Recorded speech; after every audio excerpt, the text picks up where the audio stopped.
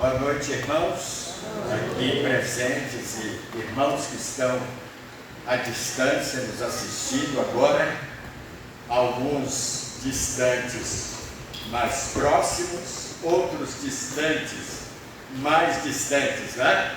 Em outras cidades, municípios e até países, né? A Priscila, que também assiste lá na Outra América. Então, graças a Deus que a palavra de Deus, através da mídia, chega a um alcance imprevisível, né? A gente nem imagina aonde está chegando. Vamos orar nesse instante. Irmão Saulo, por gentileza, vem aqui à frente para nos apresentar a Deus com uma palavra de oração. A irmã Célia, vou lembrando, ela já recebeu alta, já está em casa. Então vamos agradecer a Deus e continuar pedindo que ela vai continuar fazendo outros exames, né, para poder os médicos terem certeza que o problema dela não vai voltar, né? Pai que está no céu, agradecendo a Ti, Pai, por esta hora, por essa oportunidade, Pai, de nós estar, Pai, te louvando o Teu nome. Amém, Senhor. Nós possamos estar louvando a Ti de coração. Amém. Abençoa, meu Pai, nossa irmã Célia, a sua saúde, que ela possa se recuperar dessa enfermidade, Pai. Tenha misericórdia dela, da sua família, Pai. Tenha misericórdia de todos os enfermos da nossa igreja, Pai. Amém. Tenha misericórdia, Pai, do Teu povo espalhado por este mundo, Pai.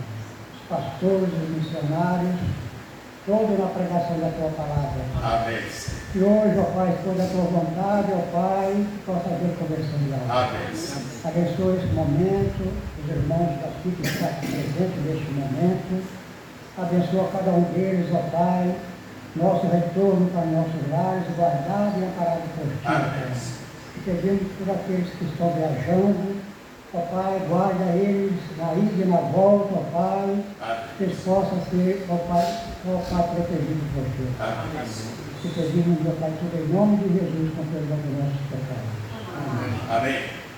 Nós vamos cantar um após outro os hinos 7 e 25. Vamos louvar a Deus, aproveitar que a irmã Thelma está aí conosco e nos ajudando através desse instrumento tão abençoado. Vamos cantar esses dois hinos. Irmão Genô, nos ajudando aí.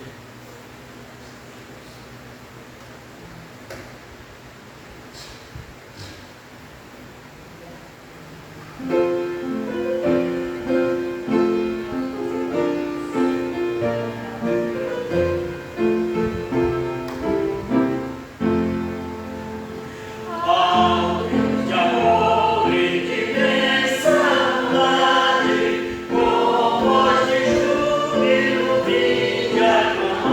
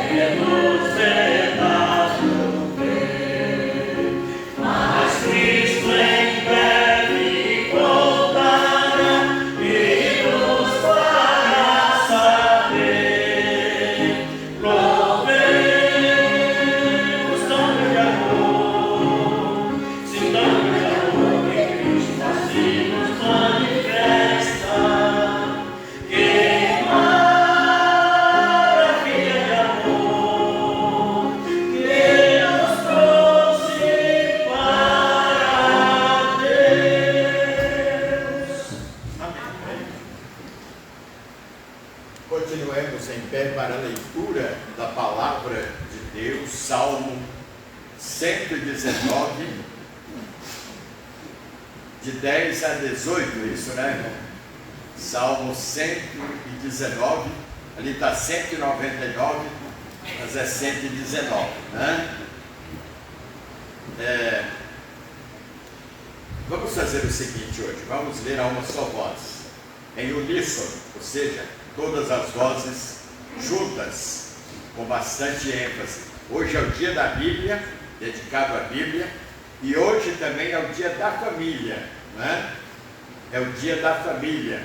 Então nós estamos comemorando duas comemorações em um só dia, e vamos então ler a palavra de Deus, este salmo, todo ele, só 3 versículos do Salmo 119, que não mencionam, não é? a palavra estatuto, os seus congêneres, né? Só 3 versículos, mas o restante do Salmo 119 trata da palavra de Deus, né? Na Bíblia Sagrada. Não temos essa palavra Bíblia lá na Bíblia, mas é a palavra de Deus que nós temos e que nós vamos ler agora. Todos. Com todo o meu coração te busquei, não me deixes desviar dos teus mandamentos. Escondi a tua palavra no meu coração, para eu não pecar contra ti. Bendito és tu, ó Senhor, ensina-me os teus estatutos.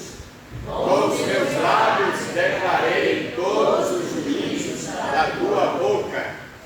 Folguei tanto no caminho dos teus testemunhos, como em todas as riquezas. Meditarei nos teus preceitos e terei respeito aos teus caminhos. Recrear-me-ei nos teus estatutos, não me esquecerei da tua palavra. Faze bem ao teu servo, para que viva e observe a tua palavra. Abre tu os meus olhos, para que veja as maravilhas da tua lei. Novamente. Abre tu os meus olhos, para que veja as maravilhas da tua lei. Amém? E bênção. Vamos orar mais uma vez. Nosso Pai, te agradecemos por este livro sagrado, que é a tua palavra, que chegou às nossas mãos depois de longos anos depois de tu teres usado tantos servos teus para colocar, ó Deus, em papiro, pergaminho e depois papel, a tua palavra, e hoje nós temos esta palavra em várias versões, traduções, e a tua palavra está sendo espalhada por toda a terra. Infelizmente, Deus, ainda há povos, há etnias que não tiveram acesso à tua palavra. E nós te rogamos, Deus, que tu levantes obreiros, missionários, que tenham esta visão de levar a tua palavra àqueles povos que ainda não tiveram acesso a ela. Ó Deus, levante também tradutores, linguistas, que possam, ó Deus, traduzir a tua palavra para outras línguas, principalmente aquelas línguas que ainda não foram escritas, são apenas orais, faladas, que elas um dia, que esses povos um dia tenham a oportunidade de terem, ó Deus, a tua palavra escrita em papel, e que essa palavra possa operar, transformar vidas entre esses povos. Nós te agradecemos, Pai, por termos a tua palavra em nossas mãos. Ajuda-nos a valorizá-la mais do que temos valorizado. Ajuda-nos a guardar a tua palavra em nossos corações. Nós te agradecemos e oramos no nome de Jesus. Amém. Podeis assentar, irmãos? Irmãos, na quarta-feira nós temos o nosso culto de oração. Terça-feira não terá, né? Muito bem. E nós estamos fazendo uma alteração em nossas programações de fim de ano. O nosso culto de Natal será no dia 22, é um domingo, né? Para deixarmos os irmãos livres e querem se confraternizar com seus familiares. E também o culto de despedida do ano, o culto de vigília que nós chamamos, que seria dia 31, né? Vai cair numa terça-feira. Nós vamos antecipar-nos para o dia 29, é um domingo, dia 29, porque assim também os irmãos terão oportunidade, né, de se confraternizar com os seus familiares, quando essas datas caírem, né, no calendário, coincidirem de uma forma que nos facilite, então a gente não vai alterar. Mas como este ano está caindo em dias da semana, nós vamos então alterar o culto de Natal dia 22 e o culto de vigília dia 29, né? Dia 29. Uma outra coisa, irmãos, no dia 15 nós vamos ter a nossa assembleia, duas assembleias. Uma ordinária, aquela assembleia que acontece, né, sem necessidade de convocação, aquela que está de acordo com o estatuto, conforme o estatuto declara, mas nós vamos ter também uma assembleia extraordinária, que necessita de uma convocação, como nos pede o estatuto. Então, nós vamos ter a ordinária para fechamento dos relatórios do ano, né, com os irmãos tesoureiros, irmão Agenor, irmão Reginaldo, e uma assembleia extraordinária para a eleição da nova diretoria. E no dia 29, que é o nosso culto de despedida, nós vamos então dar posse à nova diretoria da igreja e também à nova diretoria da sociedade feminina, que deve se reunir aí a qualquer dia, não sabemos quando, para a eleição, né, da sua nova diretoria. Mais alguma informação que os irmãos gostariam de me lembrar agora para ser Ensaio do coral no próximo domingo, 5h30. Ensaio do coral com a irmã Thelma aqui no próximo domingo, às 5h30. Os irmãos não atrasem, venham para aproveitarmos o tempo e termos então condições de ensaiarmos todos os hinos. Mais alguma informação? São estas então que nós temos. Vamos agora conhecer os nossos visitantes. A Sônia, por gentileza.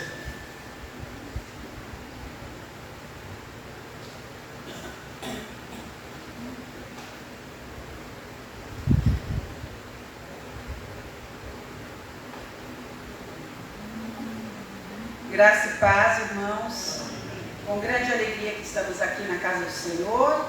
E vamos agora apresentar o nosso visitante, Rafael, da PIB Olavo Bilac, do Rio de Janeiro.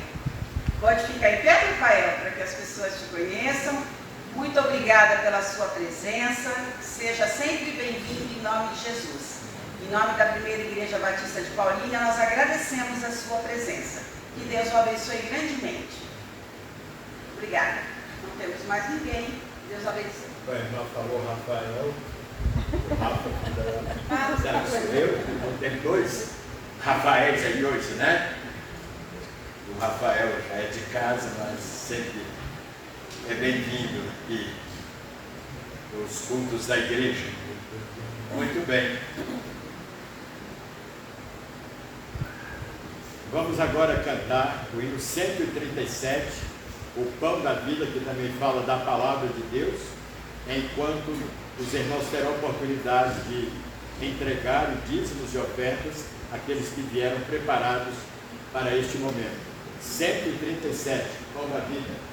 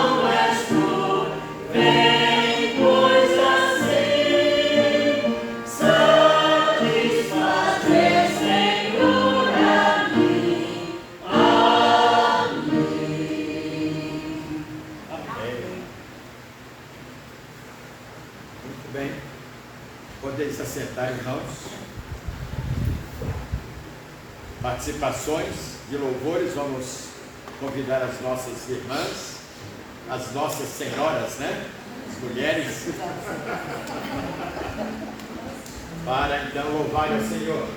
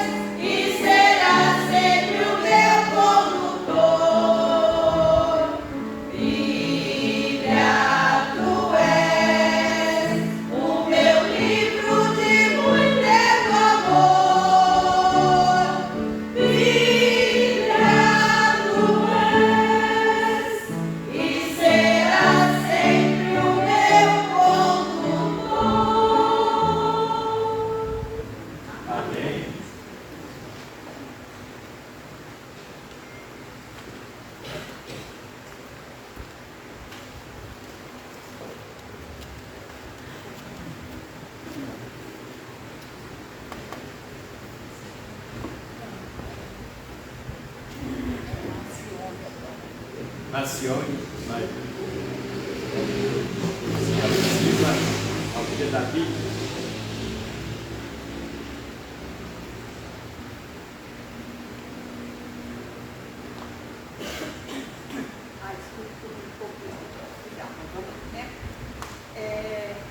Essa poesia de Maria de França, e eu fico assim impressionada em ver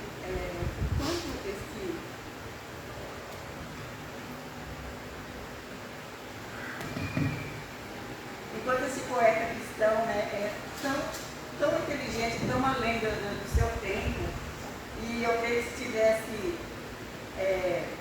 aquele cara que tem os escritores famosos, academia, ele teria uma cadeira, com certeza, né? Se tivesse academia cristã, porque ele é muito inteligente. Então a poesia, o título é Os Estatutos de Deus, Mário Mateus de França. Livro inspirado em que o Senhor nos fala e o procedente divino amor, onde o perfume do perdão tem escala e a graça se abre ao horizonte todo. A Bíblia encerra tudo que é de belo, de santo e puro, verdadeiro e belo, mas é do bem e inacessível. Livro bendito em que Jeová revela toda a grandeza do seu coração, em cuja história cada herói anela a luz da crença para a perfeição. A Bíblia tem para qualquer pessoa que do pecado foge a seus ardis uma esperança para tornar-se boa, uma promessa para ser feliz. Livro que guarda como recompensa o lenitivo para consolar o que procura na mansão da crença, a paz que o mundo não lhe pode dar. A Bíblia é espelho da sagrada história de Adão e Eva, de Caim e Abel, da primitiva dispersão em glória dos edificadores de Babel. Livro que salva do dilúvio as águas, um novo mundo na arca de Noé, e para do homem confortar as mágoas, mostra em Abraão a verdadeira fé. A Bíblia é um céu brilhando no estelário de um gênio, Isaac, de um valor, Jacó, e em José, sonhador extraordinário, é a salvação de Israel do Faraó. Livro sagrado em que Jeová nos dita pela voz de Moisés a eterna lei, a carta magna de Canaã bendita, onde o Senhor é Deus, é Pai, é Rei. A Bíblia é a fonte de eternal poesia, a inspiração do canto emocional, é o tesouro de lírica harmonia. É o reino do saber mundial. É Josué bravo e forte, ante os perigos. É Ruth, humilde, convertida a Deus. É Débora, vencendo os inimigos. É Davi, derrotando os filisteus. É o sábio Salomão erguendo o templo. É Samuel a julgar com retidão. É Elias dando em sua vida o exemplo da mais pura e leal consagração. É o bravo Gideão com seus presentes, conquistando a vitória Midian. É Josias relendo os mandamentos e restaurando o templo no Safã.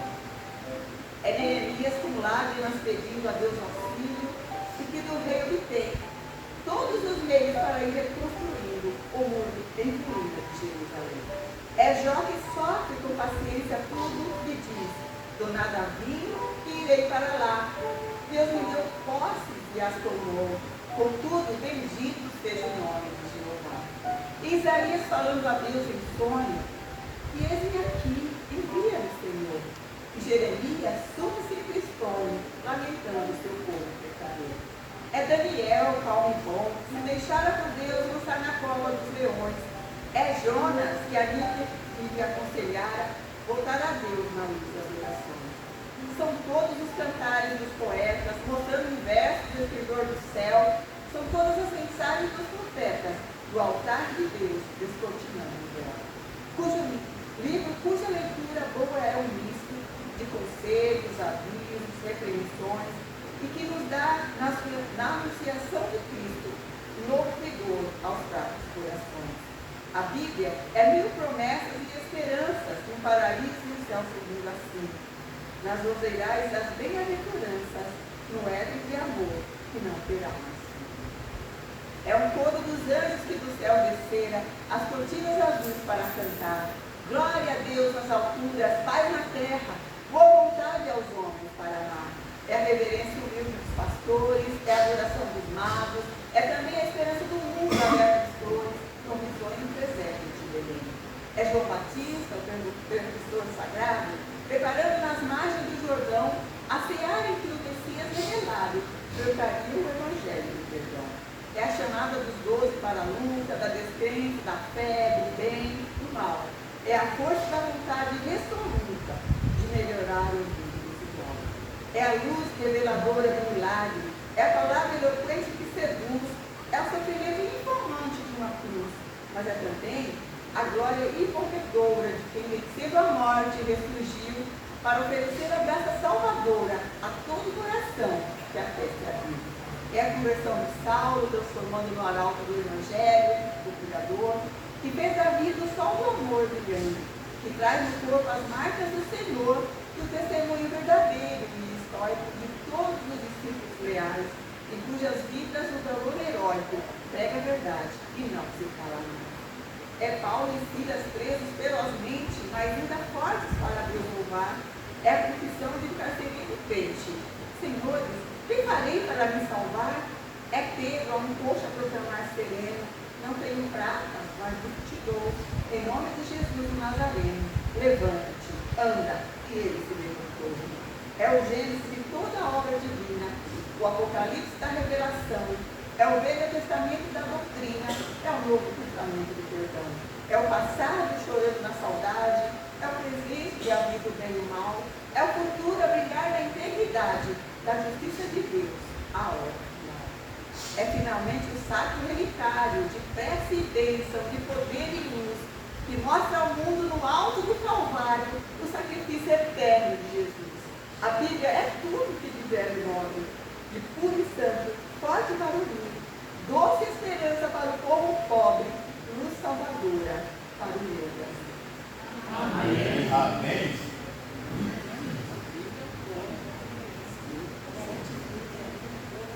Começou no Éden, terminou em Cristo, né?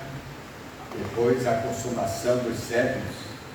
Uma mensagem, muito linda esta mensagem, do saudoso Mário Barreto França, né? Mário Barreto França. Muito bem, vamos agora dar a oportunidade à irmã Sônia, como hoje é o dia da família e também o dia da Bíblia, ela vai fazer a leitura de uma pequena poesia sobre esse dia. Essa poesia foi feita pelo nosso pastor Joel, o nosso poeta, né? Homenagem à Bíblia e à família. Hoje é um dia especial. Hoje a luz do Senhor brilha. Homenagem em dose dupla. Dia da Bíblia e da família. Deus, mentor e criador dessa instituição. A família vem primeiro, logo após a criação. A família precisava de uma base e estrutura. Deus usou homens fiéis, nos legou a Escritura. A família é o suporte e a Bíblia é o farol. Como a terra necessita do calor sempre do sol. Nossos parabéns, família. Nossa gratidão também pela Bíblia, livro santo, e por isso digo amém. Amém.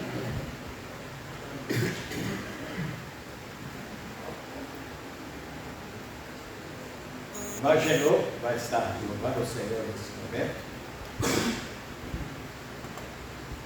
E depois o coral, né?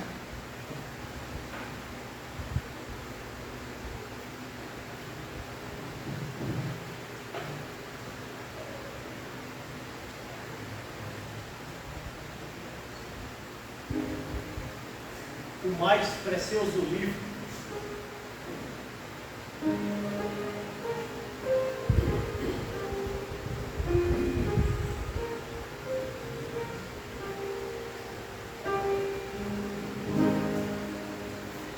O mais precioso livro é o livro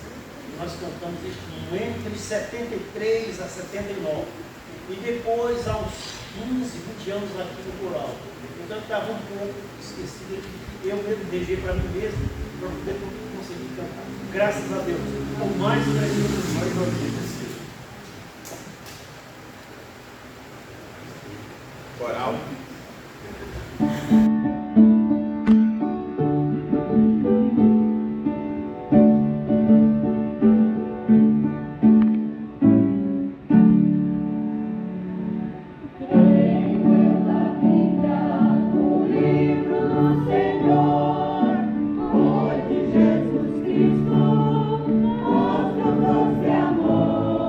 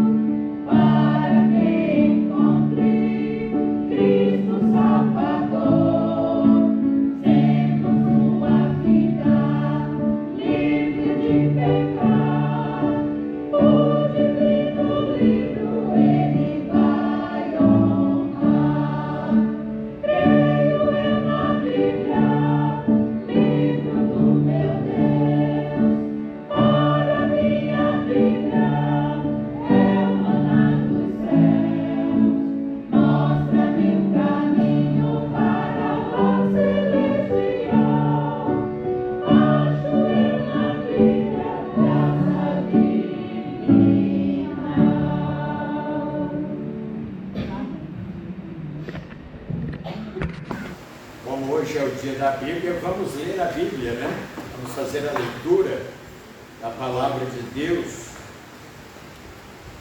em dois textos. Primeiro, em Hebreus capítulo 2, de 1 a 3. Depois, 2 Pedro 1, 19 a 21.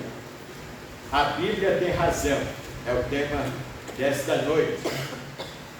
Hebreus 2, de 1 a 3. Por essa razão, importa que nos apeguemos com mais firmeza às verdades ouvidas, para que delas jamais nos desviemos.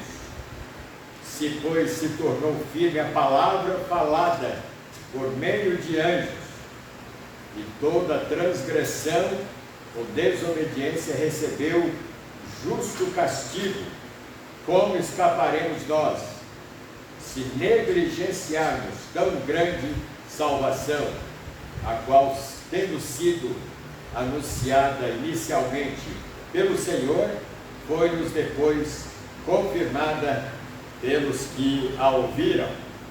2 Pedro 1, 19 a 21.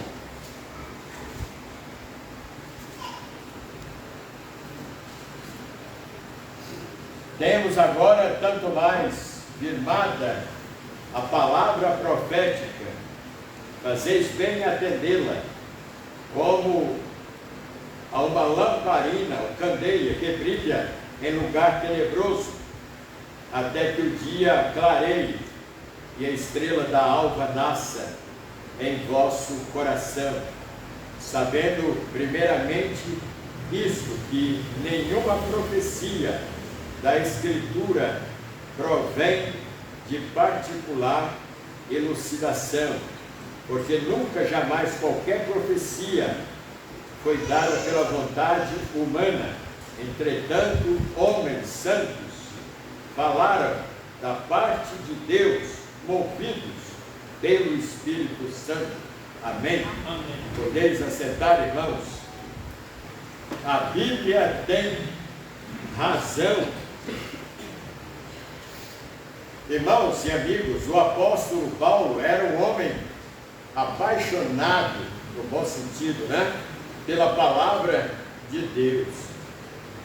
E percebam que ele não tinha o privilégio que nós temos de termos a palavra toda escrita. Ele e tantos outros servos de Deus tinham porções da palavra, mas não a Bíblia completa. Mas isso não importava, porque ele, Paulo, além das porções escritas em pergaminhos e outros materiais, ele recebia a revelação de Deus através de sonhos, de anjos, conforme lemos em Hebreus capítulo 1, verso 1, havendo Deus antigamente, outrora, na antiguidade, falado muitas vezes e de muitas maneiras aos pais, pelos profetas, a nós falou-nos nestes últimos dias através de Cristo. Interessante, irmãos e amigos, que Paulo denomina a palavra de Deus de a palavra da fé. É um nome, uma denominação que ele dá para a Bíblia. E ele diz em Romanos 10, versículo 8, mas que diz: a palavra está junto de ti, na tua boca e no teu coração. Esta é a palavra da fé que pregamos. Portanto, irmãos, não estamos pregando qualquer palavra, mesmo que esta palavra não seja aceita por milhares de pessoas, principalmente de intelectuais. Isso não altera a veracidade e a autenticidade da palavra de Deus. A Bíblia tem razão e eu vou mostrar alguns motivos. Primeiro, a Bíblia tem razão quando ela declara que nós, você e eu, fomos formados em iniquidade e em pecado nós fomos concebidos. Salmo capítulo 51, verso 5.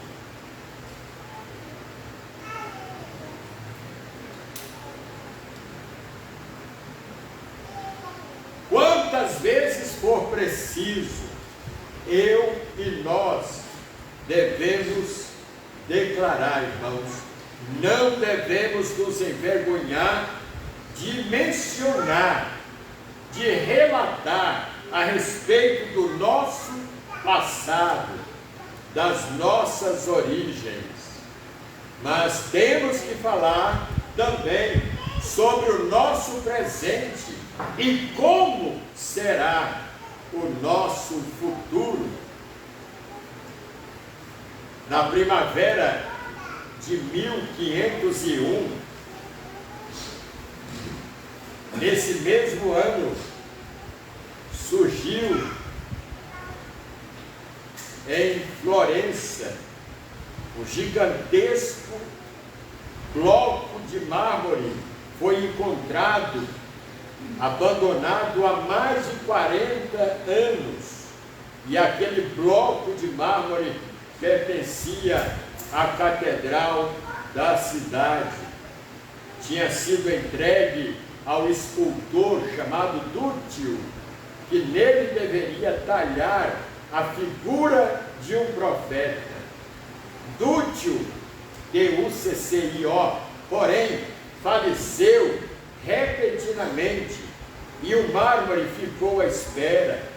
Michelangelo decidiu talhá-lo, decidiu trabalhar com aquele bloco de mármore, e o resultado foi o colossal e famoso personagem, a figura de Davi, símbolo de sua luta contra o destino, contra o gigante Golias. Então, irmãos, aquele pedaço de mármore abandonado tornou-se uma obra-prima nas mãos de um famoso escultor. Acontece também a mesma coisa conosco. Nós fomos destruídos, arruinados pelo pecado, abandonados não por Deus, mas os nossos próprios pecados nos levaram a distanciar-nos dele.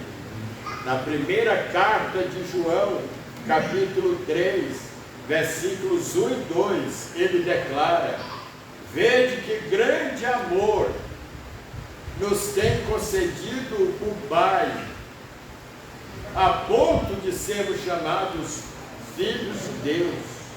Por essa razão, o mundo não nos conhece, porquanto não o conheceu a Ele mesmo. Amados, agora somos filhos de Deus, e ainda não se manifestou o que havemos de ser. Sabemos que quando Ele se manifestar, ou seja, quando Ele vier nas nuvens, seremos semelhantes a Ele, porque havemos de vê-lo como Ele é. Aquele bloco de mármore humano, abandonado, destruído pelo pecado, estragado, melhor dizendo, pelo pecado. Agora, o Supremo escultor, Jesus Cristo, pegou esse bloco de neve, de mármore, e transformou numa obra preciosa. E a Bíblia fala, através do apóstolo, de que agora nós somos filhos de Deus. Não somos quaisquer uns, não somos quaisquer pessoas, A Bíblia fala que nós fazemos parte dos planos eternos de Deus. Não devemos nos esquecer disso, porque o diabo, Satanás, o inimigo de Deus e o inimigo dos homens, ele está imprimindo, conseguindo convencer milhares de pessoas de que elas não valem nada, de que não vale a pena ser feliz nessa vida. Comamos e bebamos, que amanhã morreremos. Entreguem-se ao pecado quanto você puder saciar dele. Entregue-se às drogas, entregue-se à prostituição, entregue-se a toda sorte de iniquidade. É isso que o diabo está conseguindo insuflar nos ouvidos, nos corações de milhares e milhares de pessoas. Graças a Deus, porque o Evangelho tem alcançado milhares de vidas, como nós aqui. O Evangelho, como disse Paulo, é o poder de Deus para a salvação de todo aquele que crê. Em segundo lugar, a Bíblia tem razão quando declara que o diabo é o sedutor, aliciador do homem, como falamos há pouco. Jesus, ele delineia o caráter de Satanás,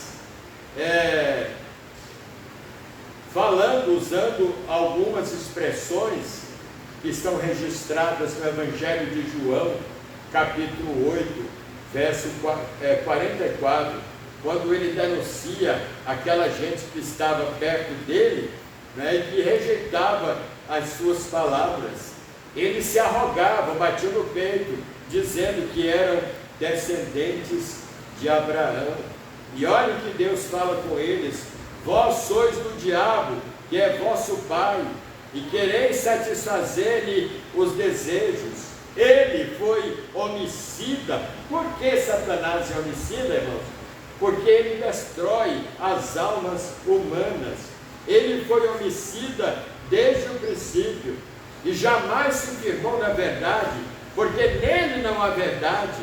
Quando ele, o diabo, profere a mentira, ele fala do que é próprio, natural dele, porque é mentiroso e pai da mentira. Em terceiro lugar, irmãos, a Bíblia tem razão quando ela declara que sem Deus o homem é um zero à esquerda. É verdade. O homem sem Deus, como nos diz o hino antigo, é um réu. O homem sem Deus é infeliz. O homem sem Deus, ele não tem paz. O homem sem Deus, ele não tem segurança. Romanos, capítulo 7, a partir do versículo 11, olha o que Paulo aqui declara por experiência própria. Romanos 7,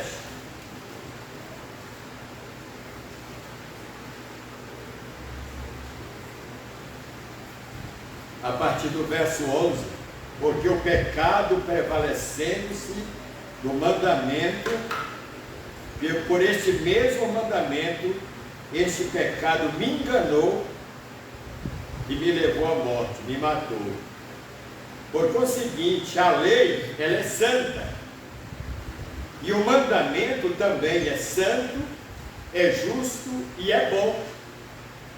Agora ele reitera, diz: acaso o bom se me tornou em morte? De modo nenhum. Pelo contrário, o pecado, para revelar-se como pecado, por meio de uma coisa boa, porque ele é atrativo, ele é atraente, causou-me a morte, a fim de que pelo mandamento, o mandamento é a própria palavra de Deus, se mostrasse sobremaneira maligno, porque bem sabemos que a lei, ela é de natureza espiritual, mas eu sou carnal, eu fui vendido à a escravidão do pecado, eu e você, porque nem mesmo compreendo o meu próprio modo de agir, pois eu não faço o que prefiro, e sim o que eu detesto. Ora, se eu faço o que não quero, consinto com a lei que é boa. Neste caso, quem faz isso já não sou eu, mas o pecado que está alojado, que habita em mim, porque eu sei que em mim, olha bem, não sobra nada. Em mim, isto é, na minha carne, não habita bem nenhum, pois o querer o bem está em mim, não porém o efetuá-lo, porque não faço o bem que eu prefiro, mas o mal que eu não quero, esse eu estou fazendo. Percebam, irmãos, que a minha vida, a sua vida, foi totalmente afetada. É como aquela doença, aquele câncer que, quando é descoberto, já não tem mais cura. Quando a pessoa, o paciente vai ao médico, e depois de uma série de exames, o médico olha o resultado daqueles exames e diz: olha, você veio aqui tarde demais, não tem mais jeito para você. A doença tomou conta do seu organismo. Esta doença vai lhe matar. Foi o que aconteceu conosco, comigo e com você. Não importa quem eu seja, não importa quem você seja, se você é o presidente, se você é uma autoridade importante deste país ou de outra nação, a Bíblia fala que você e eu fomos afetados pelo pecado. E o problema foi tão grave que Deus não encontrou outra saída senão entregar o seu próprio filho. Olha, irmãos, como é sério isso? Se Deus tivesse entregue um anjo, seria uma boa entrega, mas não seria o melhor que ele tinha. Se Deus tivesse entregue um arcanjo, serafim, querubim, um desses da hierarquia angelical, seria excelente, mas não seria o melhor que ele tinha. Mas ele decidiu, por amor a nós, entregar aquilo que de melhor ele tinha, o seu único filho, para morrer a fim de resolver esse problema grave, esse câncer espiritual chamado pecado. Em quarto lugar, a Bíblia tem razão quando declara que nós estamos sujeitos, enquanto vivemos neste mundo, nós estamos sujeitos às tentações, porque o nosso inimigo inconformado, ele não admite que derrota nesta guerra que ele trava contra os filhos de Deus, contra o próprio Cristo. Mas a Bíblia fala que a retumbante vitória de Cristo no Calvário e no túmulo, quando ele ressurgiu dentre os mortos, foi um golpe contra aquele que detinha todo o poder em suas mãos.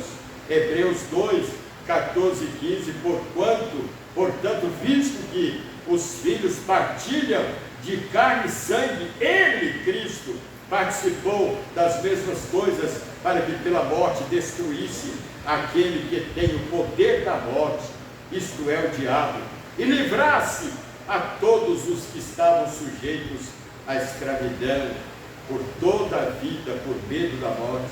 Satanás é um derrotado otimista, sabia disso? É um derrotado otimista, porque ele sempre acha que no final ele vai vencer. E com isso ele continua alimentando essa falsa esperança. Verdade, irmãos? Por isso o diabo não desiste. Ele já poderia ter desistido há muito tempo, mas ele alimenta expectativa, esperança de que um dia ele vai vencer, mas ele está redondamente enganado. Apocalipse capítulo 12. Isso aqui é tremendo, irmãos. Apocalipse 12, de 7 a 12. Houve peleja no céu. Miguel, o arcanjo, né? E os seus anjos pelejaram contra o dragão, que é o diabo. Também pelejaram o dragão e seus anjos. Todavia não prevaleceram, nem mais se achou no céu o lugar deles. Foi varrido, foram banidos de lá. E foi expulso o grande dragão, a antiga serpente, que se chama Diabo e Satanás, o sedutor de todo o mundo. Sim, foi atirado para a terra, e com ele os seus anjos.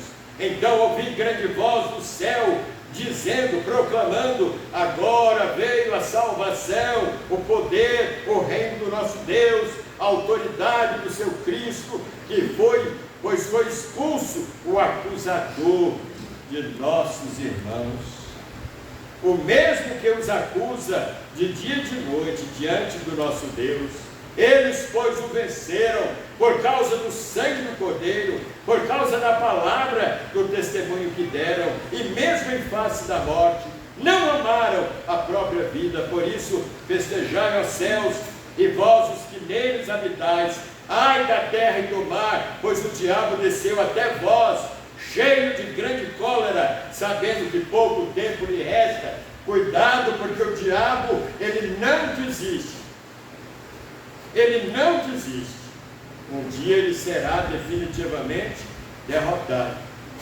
Mas enquanto ele aqui estiver neste mundo, ele vai fazer de tudo para fazer de você uma presa dele.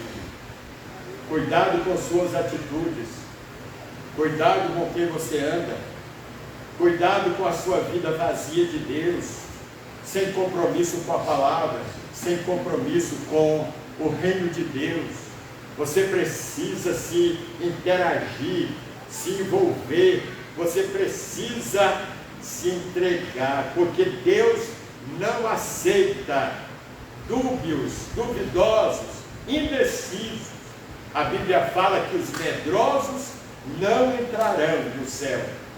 E se você não assumir um compromisso com Deus e com o seu reino, saiba que a sua religiosidade, o que você sabe da Bíblia, não vai resolver o seu problema.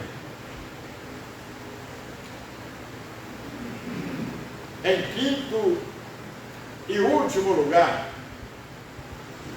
a Bíblia tem razão quando ela declara que o nosso corpo, por causa do pecado, está sujeito às enfermidades, à velhice e à morte.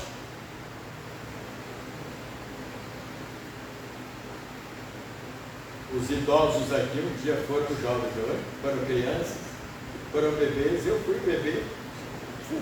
Olha, não parece verdade, mas foi. Um dia tive que usar fralda, você também usou. Mas olha, chegamos nesse estágio da vida.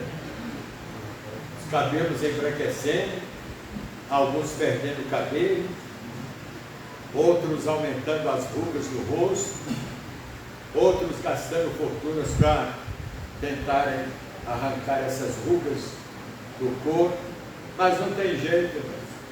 Vai chegar uma hora, vai chegar um dia que a morte não vai olhar para você. Ah, ele é tão bonitinho, ele está com o rosto tão lisinho, eu não vou levar ele agora não. Não, irmãos, a morte não escolhe idade, faixa etária. Quando ela vier, se você não estiver preparado, se você não assumir um compromisso com Cristo, com o seu reino, aqui na terra, não adianta o que você conhece da Bíblia, não adianta se você foi parente de um crente, se você frequentou uma igreja. A Bíblia fala que os indecisos não entrarão Não importa se foram bonzinhos, se frequentaram igrejas, isso não vai impressionar a pessoa de Deus. Olha o que Paulo fala na carta escrita aos Coríntios, primeira carta, capítulo 4, 16 a 18 e capítulo 5 em 2. Por isso não desanimamos, porque o nosso exterior, ainda que esteja se desgastando, não é isso que está acontecendo? O nosso interior está sendo renovado todos os dias. Sabemos que se esta nossa tenda, nossa casa terrena, for destruída, temos no edifício da parte de Deus uma casa eterna no céu, não feita por mãos humanas. Enquanto estamos nessa tenda, gememos, desejando ser revestidos da nossa habitação celestial. Como é difícil, irmãos e amigos, aceitarmos a velhice e, consequentemente, a morte. E foi pensando nisso que o saudoso Gioia Júnior, inclusive uma época, no seminário Limia, quando deputado estadual, me deu uma cirurgia, né, naquele tempo, seminarista pobre. Eu tenho uma gratidão, tive uma gratidão muito grande por ele ter feito isso. E ele, falando sobre essa experiência, ele disse: fica, Senhor, comigo, a noite é vasta e fria, segura a minha mão, não sou eu que segura a mão do Mestre de Cristo, não, aquele hino não cante, segura na mão de Deus e vai. Não é o mais fraco que segura na mão do mais forte, é o mais forte que segura na mão do mais fraco. Não é a criança que segura na mão do pai, é o pai que segura na mão da criança. Então ele diz: fica, Senhor, comigo, a noite é vasta e fria, segura a minha mão até que chegue o dia, em tua companhia é claro o meu caminho, e eu não quero ficar para sempre sozinho. Não fosse o teu cuidado, e eu por certo estaria abatido, infeliz, numa senda de espinhos. Fica, Senhor, comigo, o coração da gente é fraco e pequenino e bate fortemente ao ruído menor dos prenúncios fatais, de procelas cruéis e rudes temporais, dá que eu possa sentir, Senhor, eternamente amparado em meu ser, teus braços paternais. Fica, Senhor, comigo, a mocidade passa, como a leve espiral escura da fumaça, e a solidão do velho é triste sem alento e plena de incerteza e mau pressentimento. A teu lado eu terei consolo na desgraça, conforto na miséria e paz no sofrimento. Fica, Senhor, comigo, os meus olhos sem luz querem também te ver na estrada de Emaús da minha vida, pois só tu és meu abrigo, meu amigo melhor, meu verdadeiro amigo. Por isso é que eu te peço, ó bendito Jesus, eu não quero estar só, fica, Senhor, comigo. Amém? Amém. E finalmente, eu disse que já estava ficando, mas agora é o final. A Bíblia tem razão quando ela declara que o nosso fim não será aqui. Aqui ficarão os restos mortais de Joel Santos. Eu poderia mencionar aqui também o seu nome. Os vestígios aqui ficarão, mas nós não estaremos aqui. Nós seremos levados, transportados para um outro planeta, para o planeta céu. E Cristo nos receberá de braços abertos.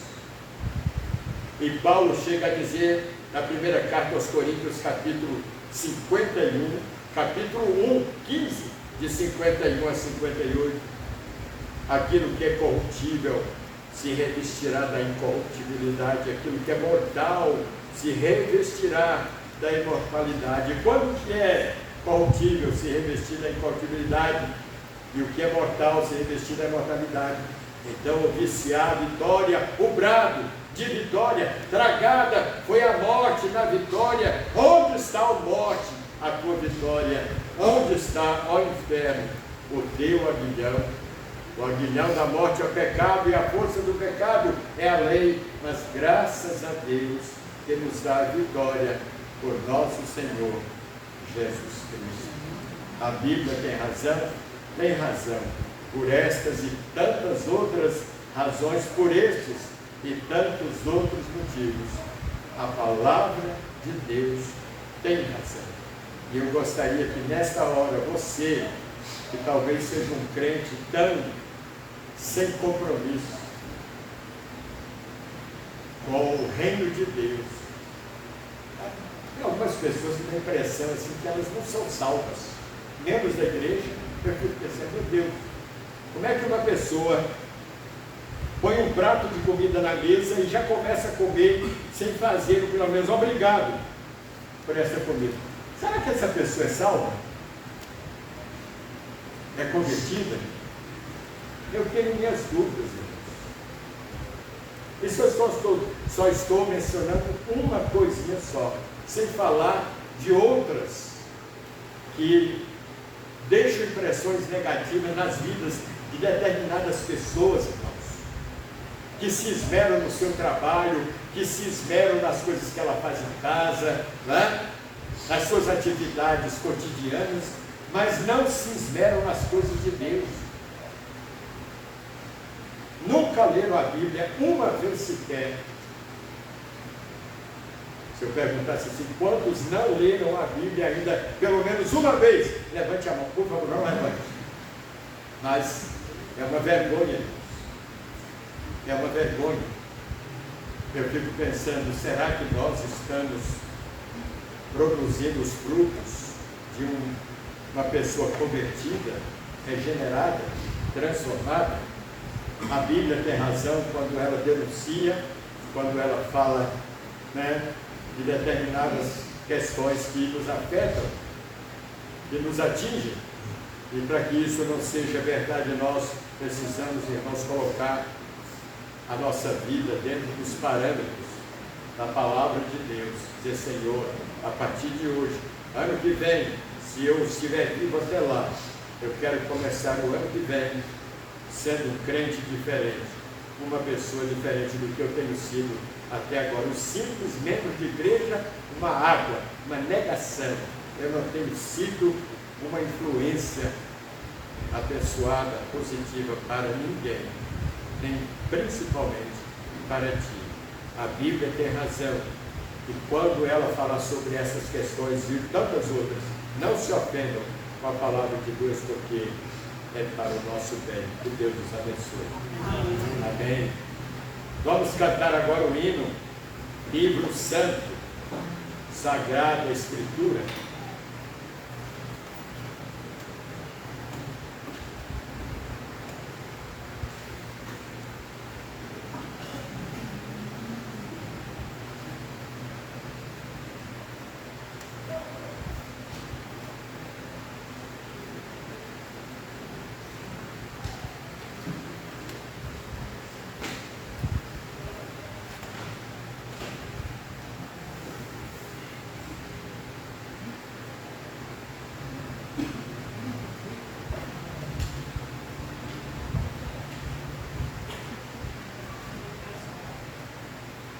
Transmite a mensagem.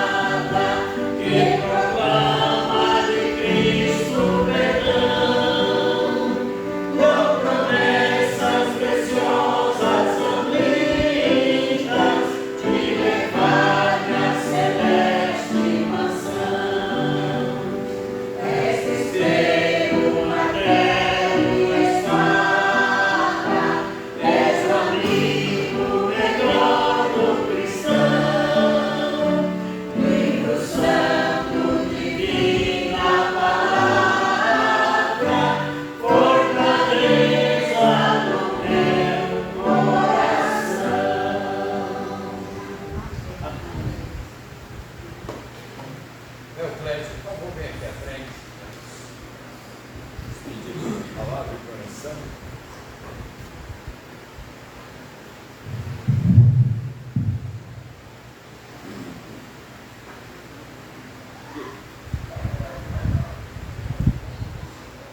Obrigado, Pai, por sério, pelas tuas misericórdias sobre cada um de nós.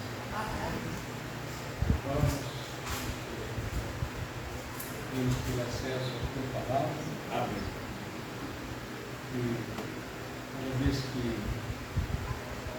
toda vez que lemos a tua palavra, Senhor Deus, o Senhor sempre possa ver aquela mensagem específica para cada um de nós.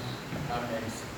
Nos guiando, nos iluminando, Senhor Deus, cada um de nossas necessidades. Amém.